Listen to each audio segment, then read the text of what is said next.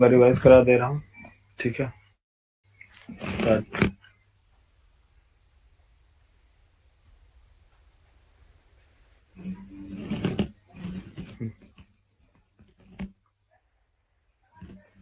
देखो, कल कल से स्टार्ट हुआ है फ्रंट एंड की क्लास। अभी डेमो क्लास चल रही है। डेमो 1-2 दिन का रहता है, तो अभी कुछ ज्यादा नहीं गया। जो लोग अभी न्यू है, जैसे कि न्यू में 1-2 लोग हैं हमारे पास। कौन है? सुजीत एंड रुशदा अली। ठीक, आप लोग अभी फ्रेशर हो। फ्रेशर अब फर्स्ट डे आप लोगों का। कल स्टार्ट हुआ था हमारा फ्रंट एंड। तो कल की क्लास है सिर्फ। देखो, अगर जिसका छूट गया होगा किसी से ले लेगा, कवर कर लेगा। तो फ्रंट एंड क्या होती है? फ्रंट एंड मैंने आपको बताया था कि देखिए, कोई भी प्रोजेक्ट, कोई भी एप्लीकेशन इंडस्ट्री में जो कंप्लीट किया जाता है, कुछ पार्ट्स में कंप्लीट किया जाता है, कुछ इनके लेयर्स होते हैं। जैसे कि इंडस्ट्री में अब एक एप्लीकेशन डिजाइन करने के लिए 3 कैटेगरी में डिवाइड किया गया। फर्स्ट जो होती है फ्रंट एंड। फर्स्ट कैटेगरी क्या होती है? फ्रंट एंड डेवलपर, जिसको बोलते हैं फ्रंट एंड। ये होते हैं front end designer, front end developer. Second आते हैं बैक एंड डेवलपर, जो बिजनेस लॉजिक लिखते हैं, सर्वर साइड टेक्नोलॉजी। और थर्ड जो होते हैं वो डेटाबेस डिजाइनर, डेटाबेस डेवलपर। तीनों मिला के एक एप्लीकेशन रेडी होता है। तो फ्रंट एंड डेवलपर का काम है डिजाइनिंग से related, back end developer server से related, database designer, database developer database से related. Front end developer user से इंटरेक्ट कराने के लिए यूआई डिजाइन करते हैं। तो जो भी यूजर डेटा एंटर करता है, ठीक है, या जो भी यूजर को हम डिस्प्ले कराते हैं, वो फ्रंट एंड के थ्रू कराते हैं। तो कोई भी एप्लीकेशन आपने देखे होंगे जो भी, तो सभी में क्या होते हैं? फ्रंट एंड होती है। ये फ्रंट एंड जो आप मीट, गूगल मीट देख रहे हैं, ये क्या है? एक फ्रंट एंड डिजाइनिंग है। फ्रंट एंड डिजाइनिंग मीन्स इसमें आपको प्रॉपर इंफॉर्मेशन मिल रही है। पीपल्स, ऐड पीपल, इधर कितने लोग ऐड हुए हैं, उनकी इंफॉर्मेशन, उनका आइकन, वो को फैसिलिटी दी गई है म्यूट एंड म्यूट करने के लिए। ठीक है, इधर स्क्रीन, ये इसमें बटन्स। तो ये सारे जो है यूजर के लिए डिजाइन किया जाता है, ताकि वो इजीली इंटरेक्ट कर सके हमारे एप्लीकेशन से। लेकिन ये जो एप्लीकेशन है, ये कैसा एप्लीकेशन है? ये डायनेमिक एप्लीकेशन है। डायनेमिक एप्लीकेशन मीन्स यहाँ पास अगर एक पर्सन अगर ऐड होता है, ऐड, तो ऑटोमेटिक इंक्रीज हो जाएगी इसकी साइज। देखिए, स्टेटिक होगा तो फिक्स्ड होगा, इसमें ऐड ऐड और रिमूव नहीं कर सकते। लेकिन डायनेमिक है, इसमें जितने भी पर्सन ऐड होते जाएंगे, वो ऑटोमेटिक इंक्रीज होता जाएगा इसकी साइज। और इसमें as it is instance, same instance create होगा। सेम इंस्टेंस मीन्स इसका नेम, उसका icon, logo, mute and mute option. देखिए, सभी के लिए आ रहा है ना म्यूट और अनम्यूट ऑप्शन। क्या कोई क्रिएट कर रहा है कि ऑटोमेटिक ऐड करते ही एक एक पर्सन के लिए म्यूट एंड म्यूट की फैसिलिटी अवेलेबल हो जा रही है? यहाँ पास 3 डॉट्स आ रहे हैं। ये कैसे आ रहा? हर एक पर्सन के लिए सेम इंस्टेंस क्रिएट किया जा रहा है। जितने भी ऐड होंगे सेम फैसिलिटी उनको प्रोवाइड की जा रही है ना। सर्च करने का ऑप्शन है, नेम देंगे यहाँ पास आयुष, जो भी हो, क्या नाम है यार?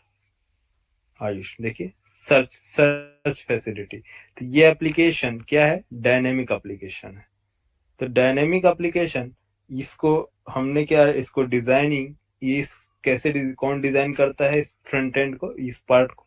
Front end developer. ठीक है।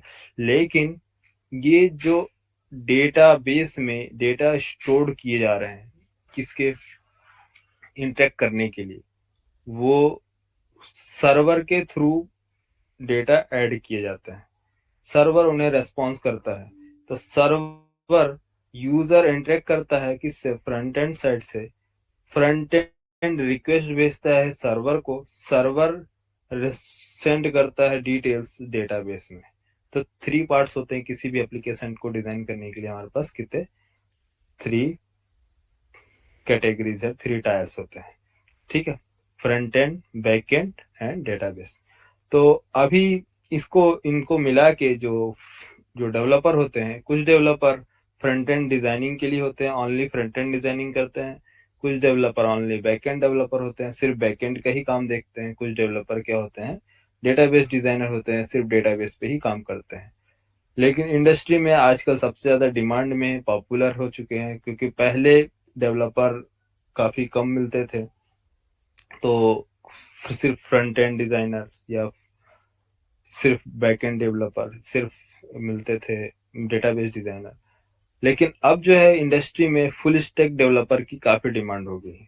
फुल स्टैक डेवलपर अगर होगा तो वो पूरा प्रॉपर एप्लीकेशन को एनालाइज कर सकता है कि फ्रंट एंड टीम को क्या रिक्वायरमेंट है, फ्रंट एंड साइट को कैसे हैंडल करना है। और डेटाबेस डिजाइनर जो हो गया, आज के डेट में टेक्नोलॉजी इतनी हाई हो चुकी है कि डेटाबेस डिजाइनर की जरूरत कम हो गई। सर्वर साइड टेक्नोलॉजी ही ऑटोमेटिक डेटाबेस से रिलेटेड चीजें हैंडल कर लेता है।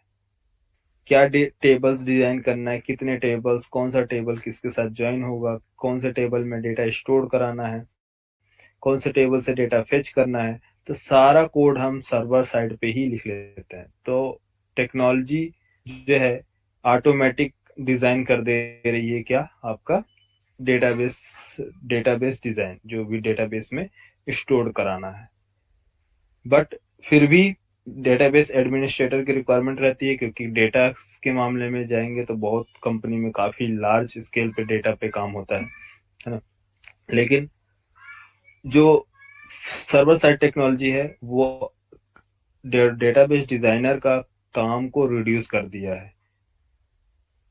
सर्वर साइड पे ही डेटाबेस की कोडिंग लिख दी जाती है, यहाँ से कोड ऑटोमेटिक जब प्रोग्राम एग्जीक्यूट होता है तो डेटाबेस में टेबल्स क्रिएट हो जाते हैं। जैसे कि अभी आप लोगों को मालूम होगा, कुछ लोग नाम सुने होंगे, मोंगो डीबी, जो नो सीक्वल डेटाबेस होते हैं। और अभी कुछ टेक्नोलॉजी हैं जैसे कि जेपीए, जावा परसिस्टेंट एपीआई वगैरह, तो ये सारे के सारे डेटाबेस में ही जाके ऑटोमेटिक क्रिएट कर देते हैं टेबल्स। टेबल सब क्रिएट होगा तो अलग से हमें मैन्युअली काम करना नहीं पड़ता है, वो ऑटोमेटिक फ्रंट एंड जो भी है, जैसे कि एम्प्लॉय का रिकॉर्ड स्टोर कराना है तो सर्वर से कनेक्टिविटी बनाएगा, सर्वर एम्प्लॉय का टेबल क्रिएट करेगा, सर्वर उसको अंदर डेटा स्टोर करा देगा। ठीक है, तो कितने टाइप्स में काम होते हैं हमारे, 3 लेयर्स पे काम होते हैं। First front end layer, back and layer and database layer. Third जो अप्रोच होता है वो डिप्लॉयमेंट का होता है। डिप्लॉयमेंट मीन सर्वर में जब ये एप्लीकेशन प्रॉपर रेडी होगा, प्रॉपर कंप्लीट हो जाएगा, तो ये एक इसको बोलते हैं मोनोलिथिक एप्लीकेशन। मोनोलिथिक एप्लीकेशन एक होता है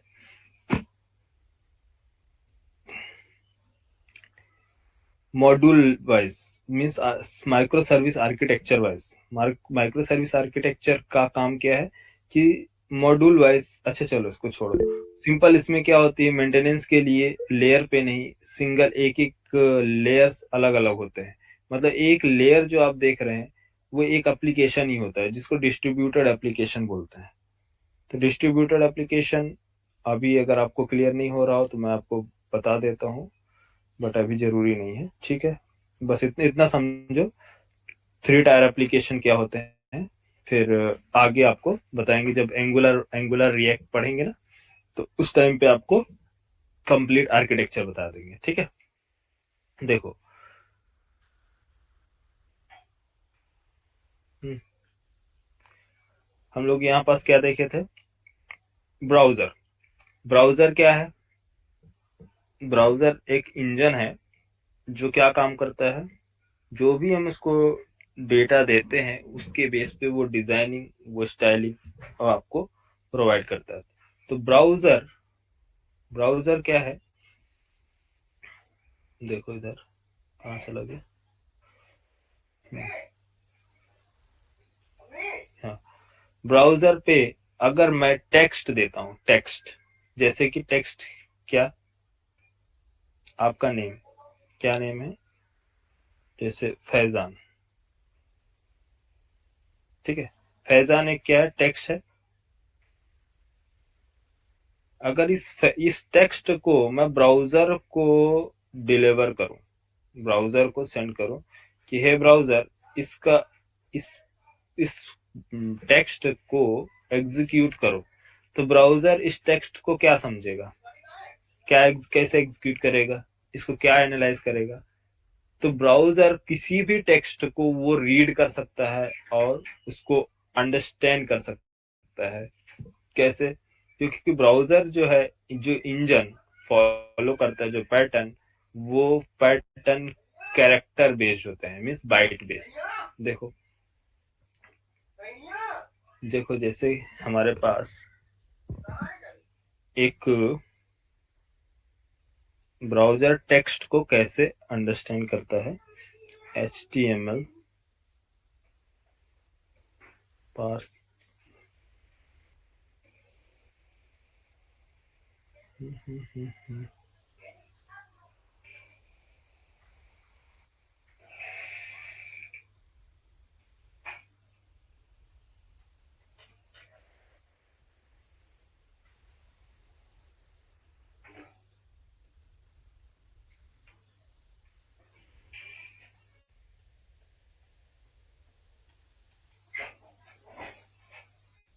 सेव सेव सेव करने का, save as image.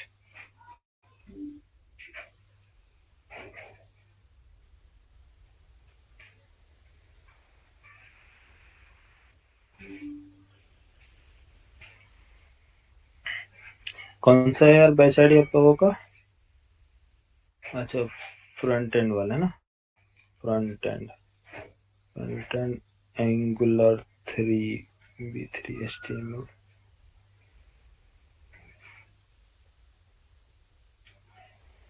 images HTML parsing.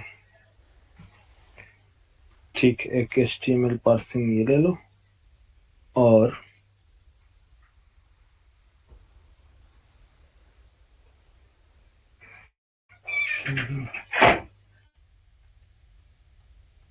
चलो ठीक है, कोई बात नहीं।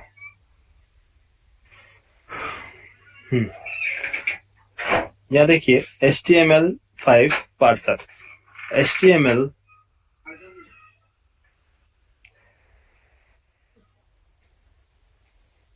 कोई भी कैरेक्टर जो है, जैसे कि मान लीजिए ABCD A to Z कोई भी कैरेक्टर है, या 1 2 3, ये इसकी क्या होती है, मैंने आपको स्टार्टिंग जावा वाले जो भी हैं सबको मालूम होगा क्या होती है, बाइनरी फॉर्म में होती है ना। कंप्यूटर, हमारा ऑपरेटिंग सिस्टम क्या करता है, बाइनरी फॉर्म में कन्वर्ट करता है इसको। तो ब्राउजर उस कोड को, ब्राउजर जो है इस कोड को कैसे कन्वर्ट करता है, तो ये जो बाइट्स दिख रहा है, बाइट 3C7 0, ये क्या है, इसका मीनिंग क्या है, ये है आस्की वैल्यू, हेक्सा कोड भी बोल सकते हैं, या फिर इसको आस्की वैल्यू ही समझिए। क्या करता है ये आस्की वैल्यू जो है, जो बाइट कोड है, ये इंटरनली इसके सभी का मीनिंग होती है। हेक्सा हेक्सा कोड समझ रहे हैं यार? हेक्सा कोड कितना होता है यार, किसी को आइडिया है? हेक्सा कोड बताओ, हेक्सा डेसिमल नंबर। कैसा? हाँ सर 16 बिट। हाँ, 16 बिट होता है, ठीक है। लेकिन हेक्साडेसिमल नंबर क्या क्या होते हैं, कौन कौन से होते हैं हेक्साडेसिमल नंबर, कितने से कितने तक रेंज क्या होती है?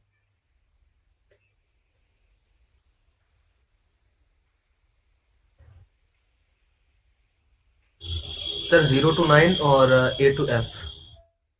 0 to 9 और A to F, ठीक है। तो देखो यहाँ पर जो शायद आप लोग को स्क्रीन पे दिख रहा होगा hexadecimal. Hexadecimal is a base 16 number. Base 16 क्या है? 0 to 9 A to F अगर काउंट करेंगे तो उसके कितना आता है, 16। और डेसिमल का बेस क्या होता है, डेसिमल का बेस 10। बाइनरी का बेस बाइनरी का बेस बाइनरी का बेस कितना होता है? 2 होता है सर। 2। 2, octal 8, hexadecimal 16। ये इसका बेस होता है। कैसे पता चलता है? 0 1 2 3 4 5 6 7 8 9, कितने हो गए? 10। 10 हो गए। A 11, B C D E F कितने हो जाएंगे टोटल? आप काउंट करोगे तो 16। तो इसको क्या बोला जाता है? 0 टू 9 ए टू एफ, इसको मिला के एक वैल्यू बनाई जाती है। ठीक है, तो जैसे यहाँ पास आप देखिए, in the base 10 system you count is multiple of 10 after each group of 10। ठीक है, ये कुछ ऐसा वैल्यू है। ठीक है, देखो यहाँ पास कोई भी वैल्यू 0 0 0 1 0 2 0 3 0 4 0 5, इस तरह से 0 9 0 A B C D E F, यहाँ से क्या लिखा है? 0 टू 15 मीन्स 0 टू 15 मीन्स कितना हो गया? 16 रेंज। तो इस तरह से वैल्यू कोई भी डिजिट हम क्या बनाते हैं, इसमें रीड करते हैं वैल्यू हेक्साडेसिमल में। ये देखिए यहाँ पास डेसिमल है, हेक्साडेसिमल B7 4, बाइनरी डिजिट 101111, ये क्या है? बाइनरी नंबर है। बाइनरी नंबर हमेशा 1 और 0 ही होता है, इसीलिए इसका बेस क्या होता है? 2 होता है।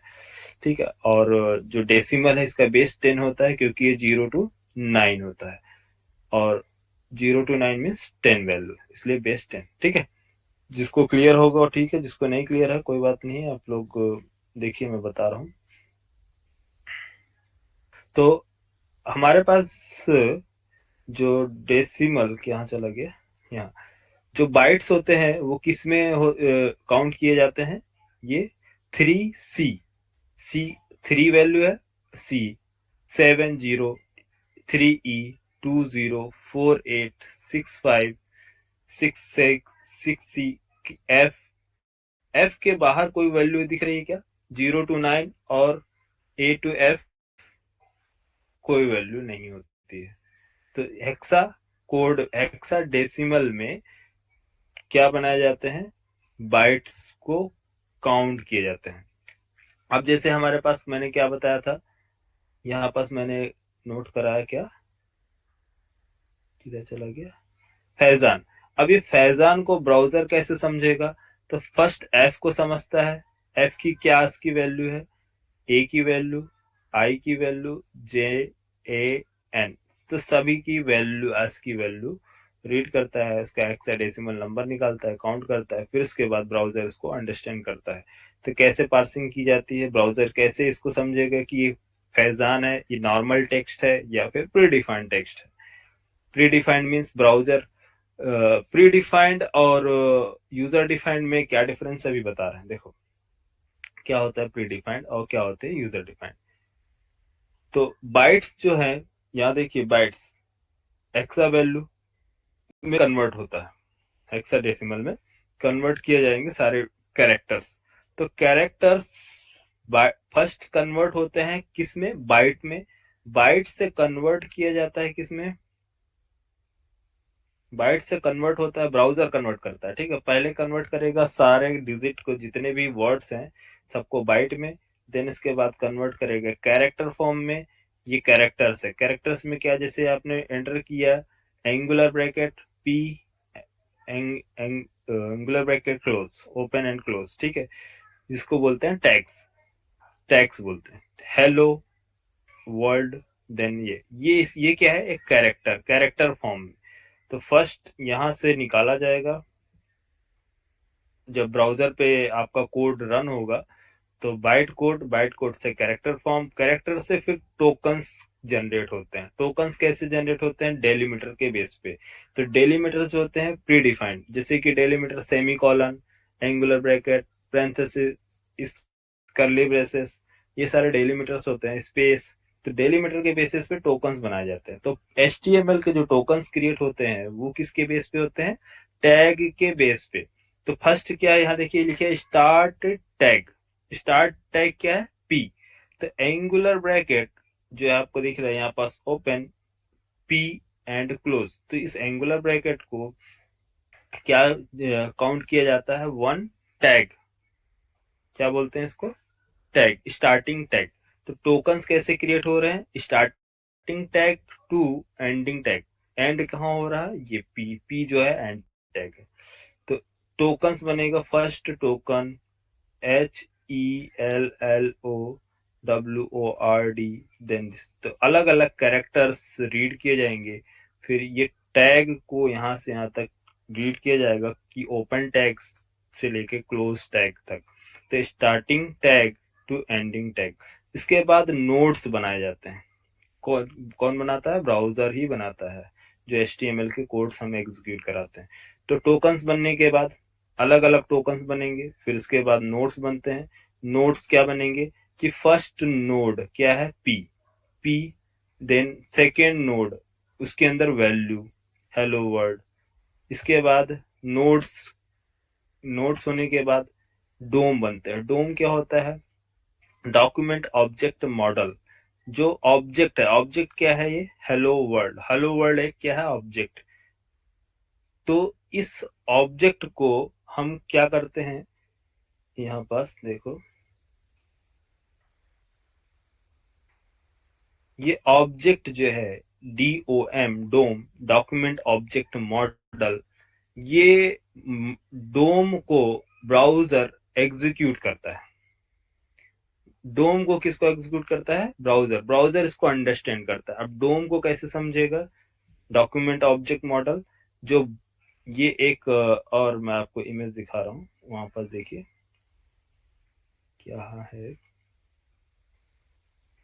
सॉरी हेक्साडेसिमल है नहीं, किधर चला गया, डोम, डोम पार्सिंग HTML।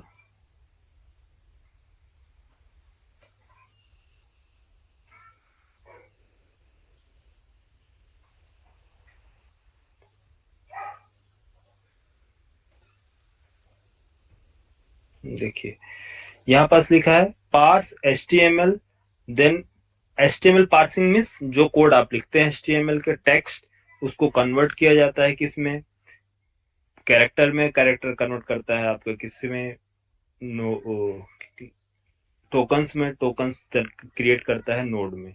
नोड, अब जो नोड बन के रेडी होगा, तो कुछ काम हम क्या करते हैं HTML के साथ, जैसे कि टेक्स्ट, टेक्स्ट का कलर, टेक्स्ट की विड्थ, टेक्स्ट की हाइट, बॉडी, ठीक है। तो वो सारी चीजें जो होती हैं, दोनों चीज क्या होगी, एक टेक्स्ट हो गया, जैसे कि मान लो ये टेक्स्ट, ये टेक्स्ट जो है ब्राउजर पर क्या है, फैजान। तो हम फैजान ब्लैक एंड व्हाइट नहीं, हम चाहते हैं फैजान का क्या हो, कलर डिस्प्ले हो, जैसे कि इसका रेड कलर, उसकी font size 200 pixel, bold size, italic, ठीक है, कलर ग्रीन। इस तरह से मैं ब्राउजर पर डिस्प्ले कराना चाहता हूँ। तो टेक्स्ट, जो टेक्स्ट फॉर्म है प्लस कलर, अब दोनों क्या है, दोनों अलग अलग चीजें हो गई ना। टेक्स्ट और कलर दोनों कैसे मिलेगा, ब्राउजर कैसे टेक्स्ट को और कलर को मर्ज करता है, उसे कैसे मालूम होता है कि आपने इस पे फैजान जो टेक्स्ट है इसके लिए आपने ये कलर अप्लाई किया है। उसी के लिए यहाँ पास पार्सिंग की जाती है। तो HTML parsing and CSS parsing. Parsing पहले फर्स्ट क्या किया जाएगा, डोम में, मीन्स एक ऑब्जेक्ट में, एक ऑब्जेक्ट मॉडल पहले क्या होगा, सबसे पहले क्या होगा, जब ब्राउजर पे लोड होगा तो बाइट फॉर्म में होगा टेक्स्ट। देन उसके बाद कैरेक्टर्स जनरेट होंगे, कैरेक्टर्स फॉर्म में होंगे, एक एक कैरेक्टर्स अलग होंगे। फिर इसके क्या बनेंगे, नोट्स बनाए जाएंगे। नोट्स बनाने के बाद टोकन जनरेट होंगे, देन नोट्स बनेंगे। अब वन नोड जो होगा वो कहलाता है आपका एक ऑब्जेक्ट मॉडल। अब ये ऑब्जेक्ट हो गया। अब इस ऑब्जेक्ट पर अब क्या काम करना है, इस पे इफेक्ट अप्लाई करना है, या CSS अप्लाई करना है, या स्टाइल अप्लाई करना है, तो उसके लिए पार्सिंग की जाती है। तो जो HTML का टेक्स्ट जो होगा, डॉक्यूमेंट ऑब्जेक्ट मॉडल जब रेडी होगा, डोम, अब डोम रेडी होने के बाद इसमें सेकेंड ऑप्शन क्या है, उसके ऊपर, उस टेक्स्ट के ऊपर कलर इफेक्ट, कलर इफेक्ट लगाना है। कलर कौन सा, ग्रीन। तो CSS बोलते हैं कास्ट कैडिंग स्टाइलिंग की, styling sheet, cascading styling sheet. तो स्टाइल अप्लाई करना है किस पे, इस टेक्स्ट पे। तो टेक्स्ट प्लस स्टाइल जो है, इन दोनों को जब ब्राउजर मर्ज करता है तो उस प्रोसेस को बोलता है रेंडरिंग करना, रेंडर करना। रेंडर मीन्स एक एक वैल्यू टेक्स्ट है, दूसरी वैल्यू इसकी कलर है, उस कलर, उस टेक्स्ट पे कलर अप्लाई करना, दोनों को क्या प्रोसेस होता है, रेंडर करना। ठीक है, रेंडरिंग की जाती है, समझ में आ रहा, रेंडर ट्री। देन इसके बाद जब रेंडरिंग होगी, इसके बाद उसकी लेआउट डिजाइन होगा, देन इसके बाद पेंट। पेंट मीन्स ब्राउजर पे डिस्प्ले होगा, ब्राउजर की हायरार्की, ये है ब्राउजर की hierarchy. Browser HTML plus CSS दोनों के कोड को रेंडर करता है, इसके लेआउट प्रिपेयर करता है, देन इसके बाद ब्राउजर पे कोई भी चीज डिस्प्ले होती है, कोई भी हेलो मैसेज या जो भी ये जो टेक्स्ट दिख रहे हैं ब्राउजर पे, जो चीज रन हो रही है। तो ये फैजान में अभी अभी कलर क्यों नहीं है, क्योंकि हमने कलर इसमें बताया नहीं है, तो ब्राउजर इस पे कलर नहीं करेगा। ठीक है, अगर मैं बोलता हूँ कि नहीं इस पे कलर इफेक्ट अप्लाई करो, तो ब्राउजर इसको क्या करता है, कलर डालता है। तो ये क्या होगा, रेंडरिंग करना। ठीक है, तो HTML का कोड प्लस CSS का कोड जब दोनों ब्राउजर क्या करता है, उस पर अप्लाई करते हैं, तो उस प्रोसेस को बोलते हैं रेंडरिंग करना। ठीक है, रेंडर करने के बाद कितना टाइमिंग लगता है, ब्राउजर कभी भी देखिए कोई भी एप्लीकेशन आप ओपन करते हैं तो CSS काफी हैवी होने की वजह से वो रेंडरिंग में इतना टाइम लगा देता है कि लोडिंग लोडिंग लोडिंग दिखती है कि अरे अभी रेंडरिंग चल रही, इतना लोड, इतना टाइम इंक्रीज होता है। तो कैसे इंक्रीज होता है, कैसे ब्राउजर पे काउंट किए जाते हैं कि आपके अपने एप्लीकेशन स्लो है या फास्ट है। CSS, इनलाइन CSS लिखनी चाहिए, मतलब CSS कैसा लिखना है कि कोड हमारा ज्यादा ना हो, हमारा फास्ट एग्जीक्यूट हो। उसके लिए क्या हमारा HTML CSS का एप्लीकेशन जो हम बना रहे हैं, क्या वो फास्ट है या एंगुलर पे बनाना पड़ेगा, क्या हमें डॉक्यूमेंट ऑब्जेक्ट मॉडल जो है डोम डोम उसको मैनिपुलेशन की जरूरत है, या जो जिस चीज की रिक्वायरमेंट है वही चीजें रेंडर किया जाए, जो चीजें अननेसेसरी है उसे रिमूव किया जाए, उसको हटा दिया जाए। तो ये सारी चीजें एक फ्रंट एंड डेवलपर को सारी चीजों को माइंड में रख के ध्यान रखना, बनाना पड़ता है एक एप्लीकेशन को। ठीक है, तो मैं आपको ब्राउजर इंजन के बारे में इसलिए बता रहा हूँ क्योंकि आप एक सॉफ्टवेयर डेवलपर हैं, ये कोई नॉर्मल क्लासेस नहीं है, आप यहाँ से इंडस्ट्री में जाएंगे, इसलिए सारी चीजें डेप्थ में आपको आइडिया होना चाहिए। ठीक है, HTML CSS की नॉर्मल क्लासेस नहीं है, ये रियल टाइम इंडस्ट्री की क्लासेस हैं। तो A to Z process, browser कैसे चीजों को लोड करता है, कितना टाइम लगता है, वो सारी चीजें आपको मालूम होनी चाहिए।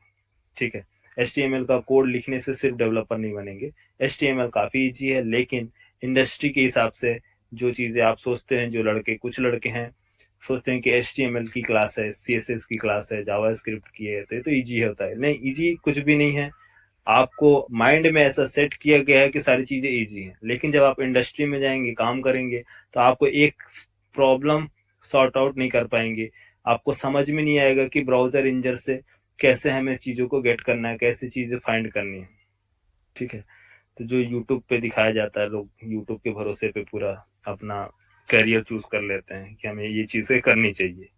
तो यूट्यूब कभी भी आपको इंडस्ट्री के बारे में नहीं बताता। हाँ, बेसिक चीजें हैं सीखने के लिए, लर्निंग के लिए, लेकिन इंडस्ट्री के हिसाब से आपको पूरा काम सीखना पड़ेगा। ठीक है, तो सीरियसली आप लोग पढ़िए, क्या नाम है, बहुत से लड़के हैं HTML को सोचते हैं, लाइट लेते हैं कि HTML में क्या है, सिर्फ सिंपल टैग तो है। किसको किसको आता है HTML और CSS? फैसल। फैजान को, अच्छा ठीक है। देखो, मैं सर थोड़ा बहुत आता है। थोड़ा बहुत आता है, ठीक है। अभी देखो फैजन हमारे को पास तो तो पूरा अभी आता है। पूरा आता है फैजान को, चलो अच्छी बात है। HTML कोई ज्यादा टफ नहीं है, लेकिन इंडस्ट्री के हिसाब से हमें जानना जरूरी है कि कैसे रियल टाइम में हम काम करते हैं। ठीक है,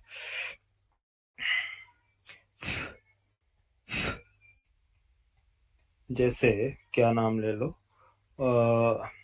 Gmail application, right click, inspect,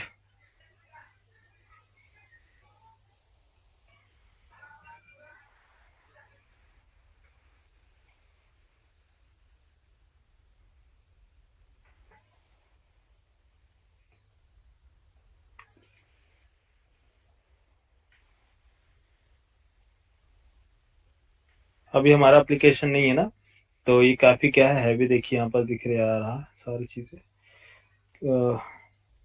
application बता देंगे तो आपको दिखाएंगे, ठीक है। देखो अब एक बार मैं इसको रिफ्रेश करता हूँ, 1 2 3 रिफ्रेश, ठीक है। कितने स्टार्ट,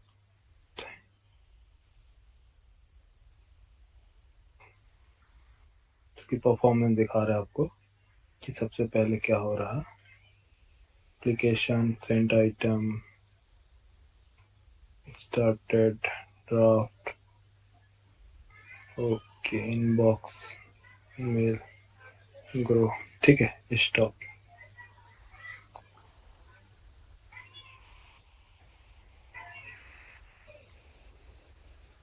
प्रोसेसिंग स्टेटस, ये जी यार, कौन कौन HTML पढ़ा है बताओ, इसका मतलब क्या है? हाँ, HTML किसका कंप्लीट है?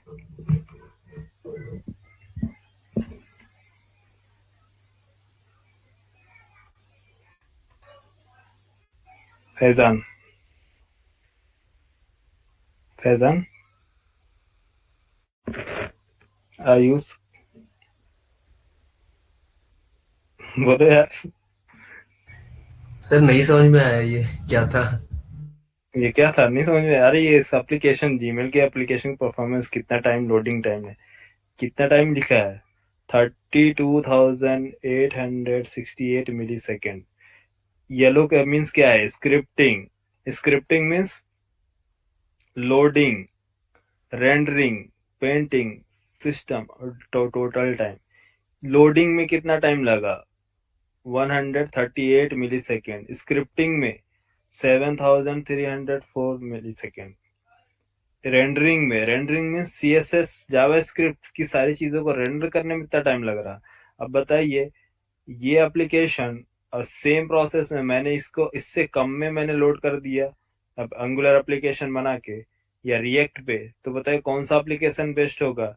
इसमें जो ये जीमेल जो एप्लीकेशन चल रहा है वो, ये जो मैंने बनाया रेंडरिंग किया इसको, ये तो ये सारी चीजें आपको एनालाइज करनी पड़ेंगी कि वाकई में जो आपने एप्लीकेशन जो कोड लिखा है वो वाकई में फास्ट चल रहा है या नहीं। आप इंडिया के हिसाब से काम मत मत सीखिए। जो लोग इंडियन के डेवलपर होते हैं, वो कोई NIC में काम कर रहा है तो कोई गवर्नमेंट प्रोजेक्ट पे NIC वाले, वहां इतने सारी चीजें नहीं चेक की जाती हैं। लेकिन जब भी US के प्रोजेक्ट पे आप काम करोगे तो वहाँ परफॉर्मेंस की काफी टेस्टिंग होती है, काफी स्पीड होना चाहिए, ठीक है। तो कैसे काम करना है देखो, बताएंगे आपको डेप्थ में। तो HTML CSS को कोई लाइट मत लो, इसलिए मैं आपको बता रहा हूँ क्योंकि ये फ्रंट एंड डिजाइनिंग में, बैक एंड में सबसे इजी और सबसे बेस्ट क्या होता है? Back end developer. Back end developer best क्यों होते हैं? क्योंकि क्लाइंट नहीं समझता बैक एंड, लेकिन फ्रंट एंड क्लाइंट अच्छे से समझता है। वो आपको वो आपका सर खा जाएगा, बोलेगा कि ये यहाँ पास नहीं होना चाहिए, यहाँ पास करो, इसका कलर ऐसा नहीं होना चाहिए, इसका ऐसा डिजाइन नहीं होना चाहिए, ऐसा बटन दो, तो ऐसी विड्थ दो, तो इसको हटाओ इस पेज पे, नहीं तो दूसरे पेज पे। क्लाइंट को पूरा समझ में आता है फ्रंट एंड, क्योंकि उसको दिखता है। और क्लाइंट को बैक एंड नहीं समझ में आता, वो बोलता है कि कैसे भी API लिखो कैसे भी API लिखो, मुझे क्या, उसे नहीं समझ में आता है। उसे क्या मालूम कि क्या सर्वर साइड टेक्नोलॉजी क्या लिख के आ रहा है, कैसे डेटा लेके जा रहे हैं। तो फ्रंट एंड डिजाइनर को, फ्रंट एंड डेवलपर को काफी चीजों को ध्यान में रखना होता है, ठीक है। तो यहाँ पर सबसे पहले क्या दिखा रहा है, देखिए लोडिंग टाइम, कि ये एप्लीकेशन जब मैंने रिफ्रेश किया था उस टाइम पे, जब स्टार्ट किया था तो लोडिंग टाइम, कितना टाइम इस पेज को लोड होने में, सर्वर से डेटा, सर्वर से रिकॉर्ड को फेच करने में कितना टाइम लग रहा। अगर मान लीजिए यही टाइम 5 मिनट लग जाए, 5 मिनट से जीमेल ओपन हो रहा है, तो बताइए ये एप्लीकेशन कोई यूज करेगा? कोई यूज नहीं करेगा। सभी लोग फ्रस्ट्रेट हो जाएंगे कि यार 5 मिनट से लोडिंग लोडिंग सर्वर से रिकॉर्ड ही फेच कर रहा। अब कोड आपने इतना हैवी लिखा है कि वो रेंडरिंग, स्क्रिप्टिंग, पेंटिंग में काफी टाइम लगा रहा। अब ये चीजों को डेवलपर को आइडिया नहीं होगा कि लोडिंग टाइम पर क्या लोड होता है, स्क्रिप्टिंग में क्या होती है, रेंडरिंग कैसे होती है, तो बताइए कौन डेवलपर है जो डिजाइन कर पाएगा फ्रंट एंड?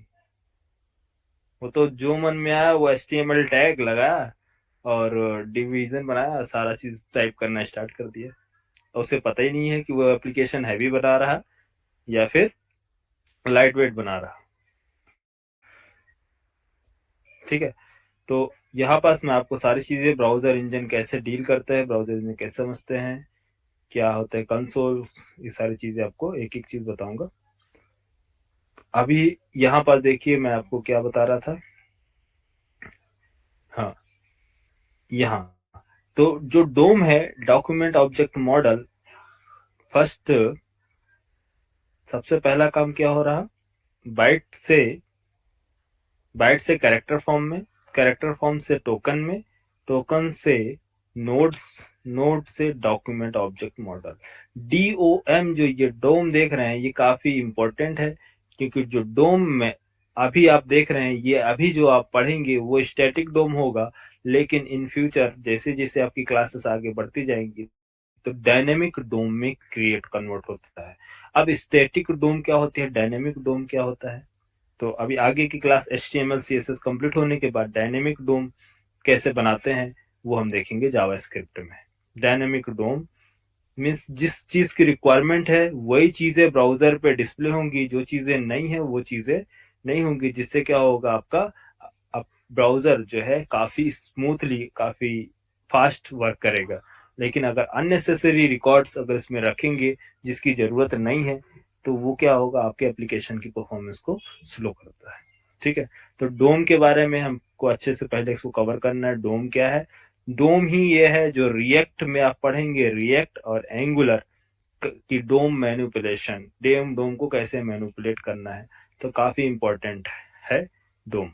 ठीक है, तो डोम कैसे लोड होता है, डोम के क्या क्या पार्ट्स हैं देखते हैं। हाँ, HTML में क्या समझ में आ रहा है यहाँ, तो फर्स्ट HTML का जो टेक्स्ट है वो डोम में कन्वर्ट होता है, डॉक्यूमेंट ऑब्जेक्ट मॉडल में। इसके बाद CSS मीन्स जो स्टाइलिंग आपने दी है, तो ये CSS प्लस HTML दोनों रेंडर होते हैं, रेंडर होने के बाद उसकी लेआउट प्रिपेयर होता है, देन उसके बाद पेंट होता है। पेंट यहाँ पास मैंने अभी आपको बताया, पेंट देखिए पेंटिंग कैसे हो रही थी, कहाँ चला गया, नेटवर्क कॉल, परफॉर्मेंस। हाँ, ये देखिए थर्ड स्टेप ग्रीन पेंटिंग हो रही है, रेंडरिंग मीन्स CSS का कोड, CSS का कोड, HTML का कोड और जावास्क्रिप्ट का कोड को मर्ज किया जा रहा, तो उसको बोलते हैं रेंडरिंग करना। उसके बाद पेंटिंग, देन सिस्टम, सिस्टम कितना टाइम लिए, loading time, ideal time, total time. ठीक है, तो स्क्रिप्टिंग में कितना टाइम लगा है, जावास्क्रिप्ट जो यूज किया गया है स्क्रिप्टिंग के लिए लगा है, लोडिंग टाइम लगा है। ठीक है, तो यहाँ पर सब चीज का अलग अलग है, कितना टाइम में क्या क्या जो चीज आप सर्च किए उसके लिए बताता है, सब लोड वगैरह। इसको अभी छोड़ दो, रिएक्ट की क्लास या एंगुलर की क्लास में ये सारी चीजें आप लोग को क्लियर हो जाएगी, ब्राउजर इंजन के बारे में, कैसे डीबग करते हैं, कैसे कोड फाइंड करते हैं, आपके एप्लीकेशन में कहाँ पास क्या प्रॉब्लम आ रही है, सारी चीजें आप यहाँ से देख सकते हैं। ठीक है, तो मैं आपको आगे चल के इसको देखेंगे, कवर करेंगे। हाँ, तो यहाँ देखो रिप्लेसमेंट, स्टैटिक, जो स्टैटिक पेज होती है एक डायनेमिक पेज होती है। एप्लीकेशन जो हम डिजाइन कर रहे हैं वो कौन कौन सी पेज होती है, स्टैटिक और डायनेमिक। स्टैटिक नाम से ही पता चल रहा है कि static means non changeable, change नहीं होगा, फिक्स्ड होगा। डायनेमिक मीन्स चेंजेबल, है ना, कि वो हमेशा चेंज होता रहेगा। तो स्टैटिक पेज डिजाइन करने के लिए जो रिक्वायरमेंट है वो है HTML and CSS। HTML CSS का जो यूज करते हैं स्टैटिक वेब पेज डिजाइन करने के लिए।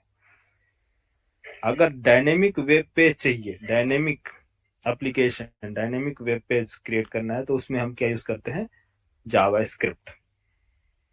ठीक है। स्टैटिक पेज के लिए क्या क्या रिक्वायरमेंट है यार, HTML और CSS इतना सफिशियंट है किसी भी स्टैटिक वेब पेज डिजाइन करने के लिए। Static web page means normal, ये देखिए ये क्या है, जैसे कि अभी तो स्टैटिक वेब पेज कोई सा भी ले लो,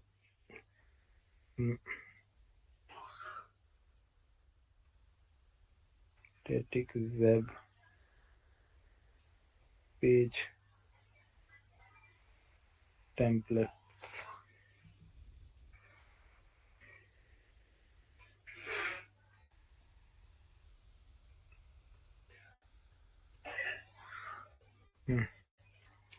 तो ये टेम्पलेट्स है, आपको काफी टेम्पलेट्स मिल जाएंगे, जैसे या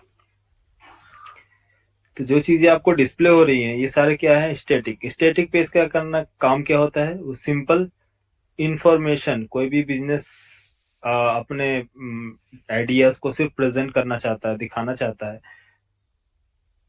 तो वो सारे एप्लीकेशंस के किस कैटेगरी में आते हैं, सिर्फ स्टैटिक स्टैटिक पेज होते हैं। लेकिन डायनेमिक पेज क्या कहलाते हैं, कोई भी बिजनेस वो चाहता है कि हमारे काम को रिड्यूस किया जाए, जो वर्क लोड है उसको रिड्यूस करने के लिए, तो वो डायनेमिक बनाता है। डायनेमिक मीन्स कि वो चाहता है कि जो भी मैनुअल उसका ऑपरेशन है, जो भी मैनुअली काम कर रहा है, वो एंटर कर रहा है, जैसे कोई डेटा एंट्री कर रहा है, तो डेटा एंट्री करने के लिए वो क्या काम करता है, फॉर एग्जाम्पल के लिए सिंपल, डेटा एंट्री करने के लिए उसके 20 लैपटॉप्स, सभी लैपटॉप्स में एक एक पर्सन वो क्या करेंगे, मैनुअली डेटा रीड करेंगे, उसको एंटर करेंगे। लेकिन इसको ऑटोमेशन में कैसे कन्वर्ट करेंगे, ऑटोमेशन में कैसे कन्वर्ट करेंगे डेटा एंट्री करने के लिए, कुछ नहीं, इसको एक डिवाइस रखेंगे, स्कैनर डिवाइस, वो जो भी डॉक्यूमेंट है वो रीड करेगा, रीड करने के बाद ऑटोमेटिक कन्वर्ट करेगा, उसको पेज में कन्वर्ट करना, पेज कन्वर्ट करने के बाद इसको स्टोर करना डेटाबेस में। तो ये टाइप इस उसको अरेंज करना ऑर्डर में, उसको फैसिलिटी प्रोवाइड करना है एंड यूजर को। एंड यूजर मीन्स जैसे कि जो बिजनेस ऑनर है उसको फैसिलिटी क्या प्रोवाइड करना, वो उसको पेज वाइज सॉर्ट कर सकता है, सर्च कर सकता है, जो भी डिटेल है, जब चाहे वो लोड कर सकता है, जब चाहे इसको रिमूव कर सकता है, ऐड कर सकता है। तो ये सारी जो फैसिलिटी होती है एक वेब एप्लीकेशन में, वो डायनेमिक वेब एप्लीकेशन कहलाती है, जो उसके काम को क्या कर रहा है, जो उसके वर्कलोड को रिड्यूस करता है, जो मैनुअल डेली का काम है उसको रिड्यूस करता है, तो वो क्या कहलाते हैं, dynamic web application. Static application क्या कहलाता है, स्टैटिक वेब पेज, जो उसके काम को रिड्यूस नहीं करेगा, वो सिर्फ प्रेजेंट करने के लिए, सिंपल इसके आइडियाज को प्रेजेंट करने के लिए जो एप्लीकेशन बनाए जाते हैं वो स्टैटिक वेब पेज बनाए, स्टैटिक वेब कहलाते हैं, वेब पेज। ठीक है। तो स्टैटिक वेब पेज डिजाइन करने के लिए कौन कौन सी टेक्नोलॉजी हमें रिक्वायरमेंट है, HTML एंड CSS, बस। HTML CSS से एक सिंपल एक स्टैटिक पेज, आप एक स्टैटिक वेबसाइट क्रिएट कर सकते हैं। ठीक है। नेक्स्ट एक और देख लो, एक एग्जांपल इस तरह से देखो, यहाँ पास layers, byte, first byte, characters, tokens, notes, document, यहाँ पास दिख रहा होगा, कहाँ चला गया,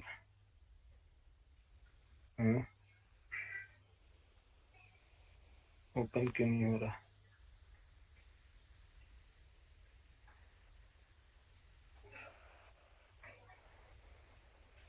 चलो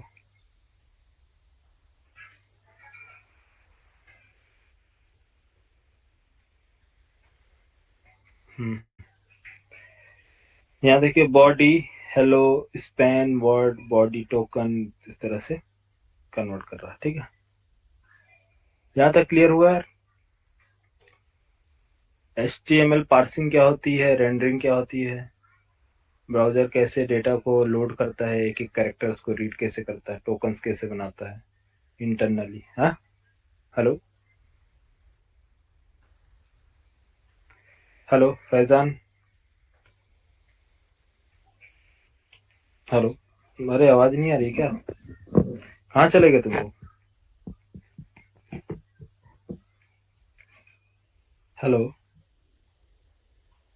सुजीत, आ रही है सर, आ रही आ है। रही है सर, आ रही है। आ रही है? आप लोग रेस्पॉन्स नहीं कर रहे हो कुछ।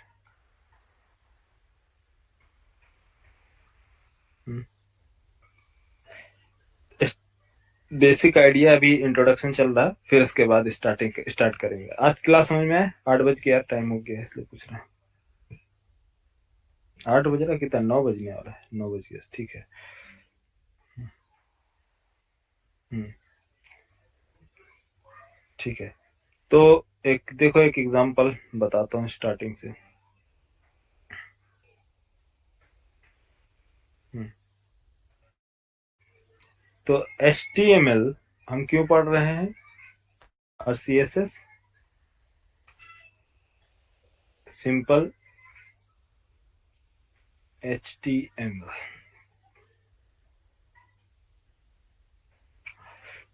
HTML and CSS, HTML CSS। HTML जो होता है टेक्स्ट बेस पे काम होता है। टेक्स्ट, जैसे मान लो हमारे पास कोई टेक्स्ट है, हेलो हेलो टेक्स्ट है। ये टेक्स्ट, इस टेक्स्ट को हम लोड कर रहे हैं किस पे, ब्राउजर में। जब ये ब्राउजर में जब लोड होगा, ठीक है, तो इसकी पार्सिंग की जाती है ना। पार्सिंग की जाएगी। पार्सिंग करने के बाद डेटा को इस टेक्स्ट को टोकन्स में कन्वर्ट करते हैं। टोकन्स टोकन जब बनते हैं, तब यहाँ चेक किया जाएगा क्या ये जो टेक्स्ट है ये क्या नॉर्मल टेक्स्ट है, या फिर कोई प्री डिफाइंड टेक्स्ट है जिसे ब्राउजर को प्रोवाइड किया गया है कि हे ब्राउजर, अगर टेक्स्ट कोई टेक्स्ट एंगुलर ब्रैकेट के साथ आ रहा हो। Angular bracket means open bracket, close bracket, hello, angular bracket के साथ आ रहा है, तो इसका एक मीनिंग, इसका मीनिंग ब्राउजर को मालूम है कि इस हेलो का मीनिंग का मतलब क्या है। तो इस तरह के इसको बोला जाता है टैग। क्या बोलते हैं?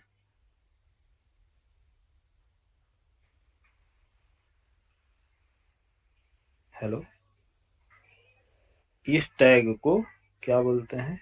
इसको इस मैसेज इसको टैग्स में कन्वर्ट करते हैं। टैग,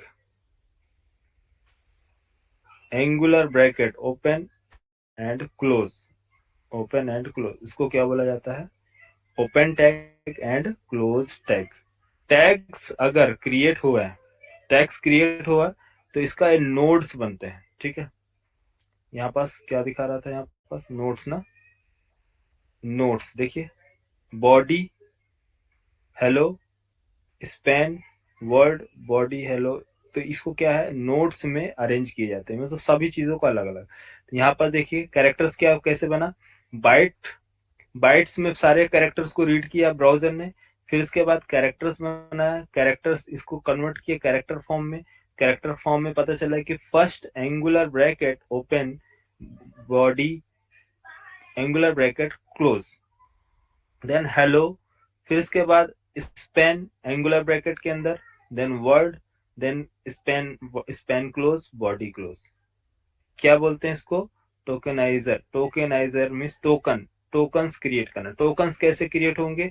जो टैग्स बनेंगे उसका टोकन। तो फर्स्ट टैग जो है बॉडी का एक टैग बना, उसको बोलते हैं टैग्स, स्टार्टिंग टैग। मैसेज क्या है इसका दूसरा, हेलो। हेलो इसके अंदर क्या टैग है, एंगुलर ब्रैकेट है क्या इसमें? नहीं, तो ये नॉर्मल है। फिर दूसरा क्या, देखिए यहाँ पास स्पैन दिख रहा है ना, स्पैन एक tag, start tag, then word, normal text, span span जो है एंड टैग, यहाँ पास एंड टैग, इसके बाद यहाँ and tag, tag and tag का सिंबल है अलग। तो ये जो टैग्स होते हैं ये प्री डिफाइंड टैग्स होते हैं, जो ब्राउजर समझता है कि एंगुलर ब्रैकेट के अंदर है तो ये कोई टैग है ना कि नॉर्मल टेक्स्ट है। ठीक है, तो जो भी HTML के हम कोड लिखते हैं, कोड वो किस फॉर्म में लिखते हैं, टैग फॉर्म में। टैग फॉर्म में क्यों, क्योंकि ब्राउजर टैग्स को अंडरस्टैंड करता है। तो टैग लिखने का सिंटेक्स क्या होता है, टैग, कोई भी टैग, तो यूजर डिफाइंड टैग जो होती है ये एक्सेप्ट नहीं करता HTML। तो HTML में जितने भी टैग्स बनाए गए हैं वो सारे के सारे प्री डिफाइंड है। आप अगर हेलो लिखेंगे तो ब्राउजर इसे नहीं समझेगा कि इस हेलो का मीनिंग क्या है, इसे सिंपल समझेगा कि कोई टेक्स्ट है। तो जो प्री डिफाइंड टेक्स्ट टैग बने हुए हैं, प्री डिफाइंड टैग्स कौन कौन से हैं मैं आपको बता रहा हूँ। कुछ प्री डिफाइंड होते हैं HTML में, जो है हम पढ़ने जा रहे हैं, जो HTML4, HTML5, HTML4 जो है ओल्ड हो चुका है, अब HTML5 आ गया है। तो HTML4 के जो टैग्स हैं वो HTML5 में यूज किए जाते हैं। ठीक, HTML ओपन, ये है, इसको बोलते हैं open tag.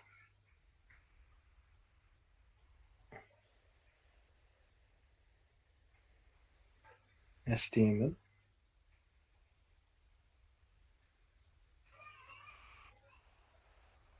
Open tag,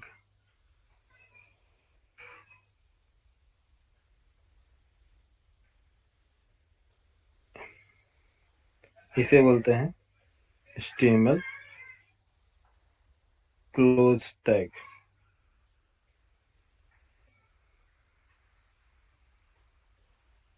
close tag, कोई भी टैग इस तरह से ओपन और क्लोज टैग होता है। लेकिन HTML, इसका मीनिंग क्या है, HTML ओपन, HTML क्लोज का। किसी भी एप्लीकेशन में जब भी आप भी ओपन करेंगे, जब भी कोई भी एप्लीकेशन ओपन करेंगे तो सभी में देखिए सिर्फ दो पार्ट्स आपको मिलेंगे। फर्स्ट पार्ट क्या होगा, देखिए हेक्साडेसिमल में फर्स्ट पार्ट जो है ये टैब में जो दिख रहा है यहाँ से आता है, क्या लिख के आ रहा है, हेक्साडेसिमल गूगल सर्च, एक icon, second icon name, third icon name. लेकिन फर्स्ट पार्ट के बाद सेकंड पार्ट क्या है आपका, सेकंड पार्ट यहां से यहां तक जो दिख रही है वो है बॉडी।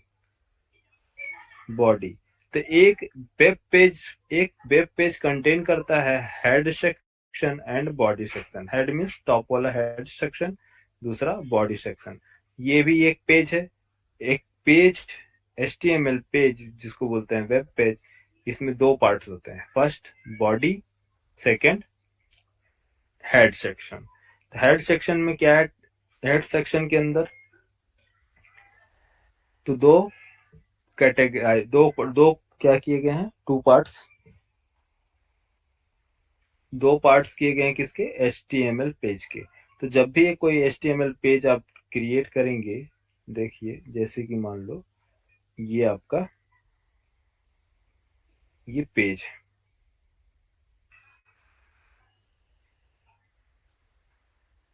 हम्म,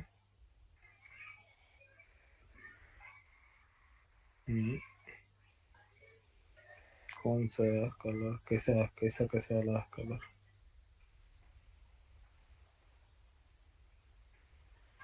बस इतने कलर है क्या इसमें, चलो ठीक है। हम्म, HTML ये है बॉडी और ये है इसका हेड सेक्शन।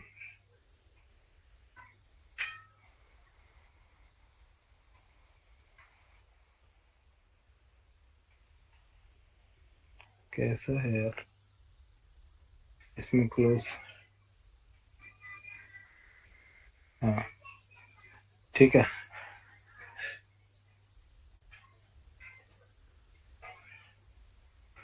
हम्म, ये कौन सा सेक्शन है यार? इसको बोलते हैं हेड सेक्शन। Head section. इसको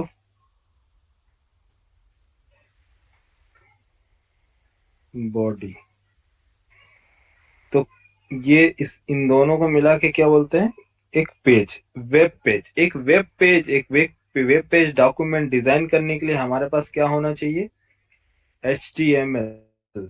HTML पेज का यूज क्या है? एक वेब पेज डिजाइन करना। ठीक है, तो इसको बोलते हैं बॉडी सेक्शन। बॉडी सेक्शन कहाँ से हो रहा? यहाँ से यहाँ तक पूरा बॉडी सेक्शन।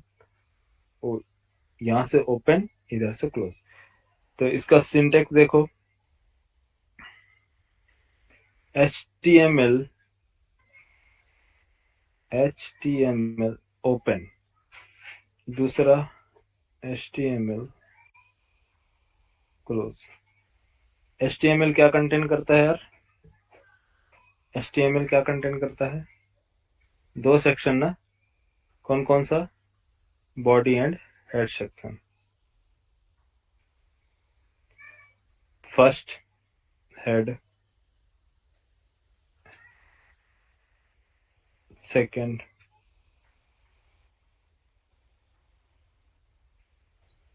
सर टाइटल किस में आता है? हाँ बता रहे हैं टाइटल।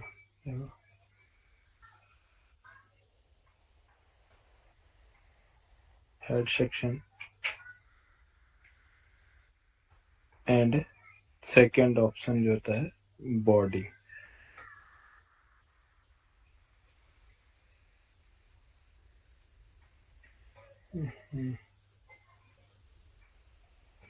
कितने पार्ट्स हैं? दो parts. First head section, second body. Head section में आपको क्या दिख रहा है? कोई भी हेड सेक्शन, इसमें name plus icon, name and icon सभी में है ना। Name icon, name Google Meet, Google का आइकन, गूगल मीट का आइकन। तो ये है हेड सेक्शन। हेड सेक्शन और बॉडी सेक्शन में क्या डिफरेंस है? Head section and body section में, head section and body section में क्या डिफरेंस है? हेड सेक्शन अलग क्यों है, बॉडी सेक्शन क्यों अलग है? कि दोनों में क्या है? HTML में एक ही में क्यों नहीं लिख सकते हैं? कौन बताएगा? किसी को आइडिया? HTML क्या डिफरेंस है head section and body section में? दोनों को अलग अलग क्यों रखा गया है? जो HTML पढ़े हो यार वो बताओ, कुछ टाइम हो गया है दूसरे बैच का। डिफरेंस बताओ। कितने लोग HTML पढ़े हो? सुजीत, अच्छा सुजीत तभी ने, क्या नाम है, साक्षी और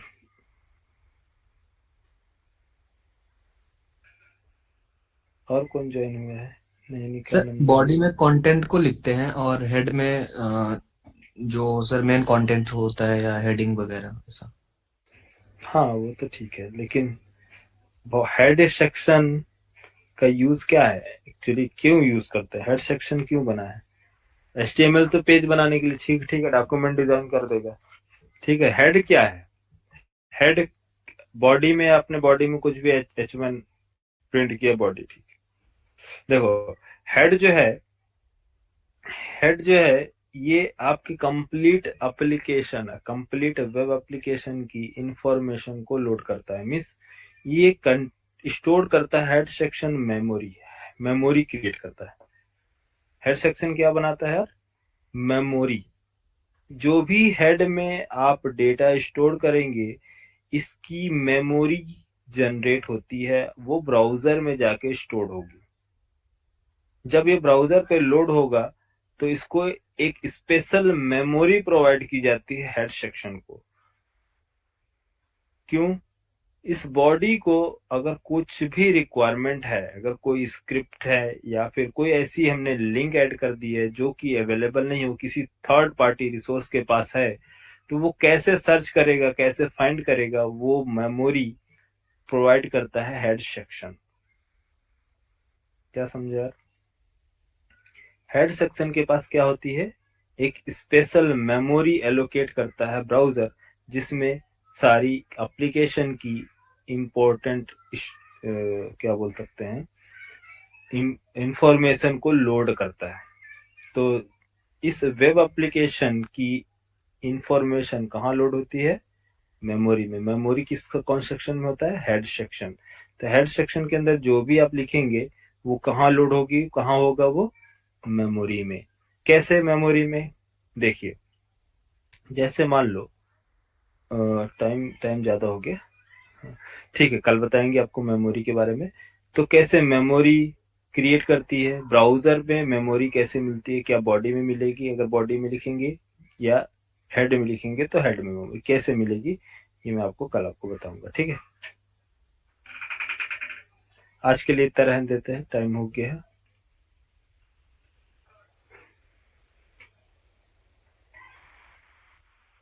हेलो,